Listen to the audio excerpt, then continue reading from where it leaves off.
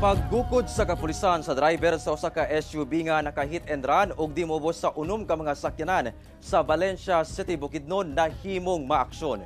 Suspect naabtan sa Lantapan, Bukidnon. Gipabuthan kini og warning shot sa kapulisan aron mogawas sa sakyanan. Ani ang report.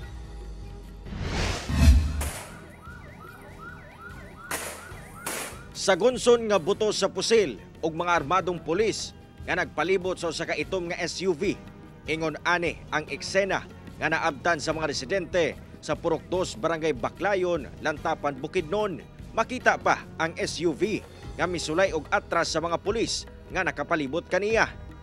Busa gisigundahan kini og pabuto. Wala madugay, naablihan ang driver seat ni ini o gipadapa ang maong sospek. Giila ang sospek nga usa ka 32 anyos nga lalaking residente sa Purok 9, Dulogon, Maramag, Bukidnon. Matod pa sa PNP nga ang video sa social media ang resulta na sa pipila ka oras matod pa nga ginukuray sa suspetsado human misibat diyang nakabangga og mga sakyanan sa Valencia City. Nagsibat eventually itong nakabangga, then yung hurdle niya mga checkpoint. Luckily sir, itong mga checkpoint sa different area sa Valencia and Malaybalay is alert. So eventually nagkahabulan sila sa Lantapan. Girikisasab ang sakyanan kung asa nakuha ang kapin 34,000 pesos nga kantidad sa gituhuang shabu. Lakip mga drug paraphernalia, lakip na mga bala sa caliber 40. Hinoon, giklaro sa kapulisan nga wala nagpabuto og pusil ang sospek. Yun lang ang ginawa ng pulis natin, pinaputukan yung gulong niya.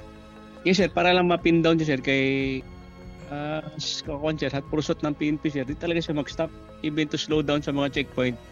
Kuwang pa nga sir, gibanggaan niya pa itong mga dalawa ka barricade sa PNP. Ginasuwayan pa sa GMA Regional TV 1 Mindanao nga makuha ang pahayag sa sospek. Apan daan na nga gibutyag diini sa otoridad nga padulong unta siya sa Cagayan de Oro diyang nahitabo ang bangga ug paggukod kaniya. Accordingly sa suspect sir, napag-utusan lang siya ng may-ari sa Fortuner sir na i-drop ng mga items. So ito nga sir, na-involve sa traffic accident not knowingly na may dala pala siyang drug items. Patong-patong nga kasong paglapas sa RA 9165, RA 10591, Comelec gun ban o reckless imprudence resulting to multiple damage to property, batok suspect. Padayon ang pagpanubay karon sa otoridad sa mong hitabo, lakip na sa tag-iya sa mong sakyanan nga gigamit sa suspect. Cyril Chavez, 1 Mindanao.